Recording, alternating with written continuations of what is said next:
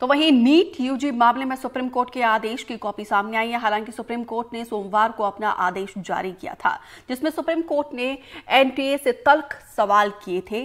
ज्यादा जानकारी दे रहे हैं एनडीटीवी के सहयोगी आशीष भार्गव। नीट मामले में काफी अहम दिन है जब एनटीए, केंद्र सरकार और सीबीआई को अपनी रिपोर्ट यहां पर सुप्रीम कोर्ट में दाखिल करनी पड़ेगी और गुरुवार को इस मामले में एक अहम सुनवाई सुप्रीम कोर्ट करने जा रहा है। सुप्रीम कोर्ट तय करेगा कि क्या नीट यूजी 2024 जो परीक्षा थी, जिसमें पेपर लीक होने की बात सामने आई, क्या उस पर दोबारा परीक्षा कराई जानी चाहिए।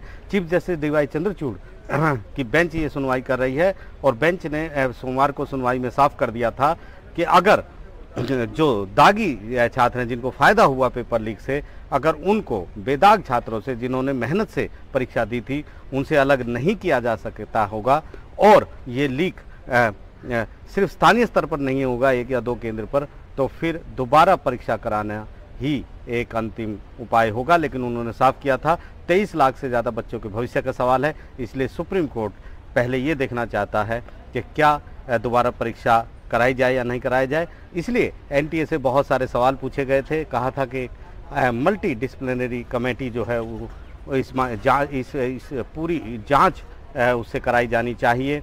केंद्र से भी उसका रुख पूछा था। एनटीए से बहुत सारे सवाल पूछे थे। पहला सवाल ये पूछा था कि पूरा ब्यौरा दें कि पेपर लीक की सूचना उनके पास कब आई थी, किस तरीके से आई थी, कौन कौन से केंद्रों और शहरों में पेपर लीक हुआ है। पेपर लीक जो हुआ 5 मई 2024 को जो 2 बजे पेपर होना था, किस समय पेपर लीक हो चुका था, उनके पास सूचना थी, कितना समय दोनों इनके बीच में था। इसके अलावा पूछा गया है पेपर तैयार करने से लेकर प्रिंटिंग प्रेस भेजने तक और फिर सेंटर तक भेजने पर, जिसमें विदेश के सेंटर भी शामिल हैं, और वहाँ पर उसकी प्रक्रिया क्या थी, किस तरीके से ये सब किया गया था। इसके अलावा ये भी पूछा है कि क्या जो पेपर लीक के जिनको फ़ायदा हुआ, जो लाभार्थी हैं, क्या उनकी पूरी पहचान संभव है, क्या कर ली गई है, क्या क्या कदम इसके लिए उठाए गए हैं, और जो पेपर लीक हुआ उसका माध्यम क्या था, क्या सोशल मीडिया के माध्यम से ये हुआ था, क्योंकि अगर ऐसा हुआ होगा सोशल मीडिया के ज़रिए तो फिर बहुत तेज़ी से लीक फैला होगा, फिर उसे स्थानीय स्तर पर लीक नहीं कहा जा सकता। सीबीआई को भी कहा गया था कि एक स्टेटस रिपोर्ट बुधवार की शाम 5 बजे तक दाखिल करें और बताएं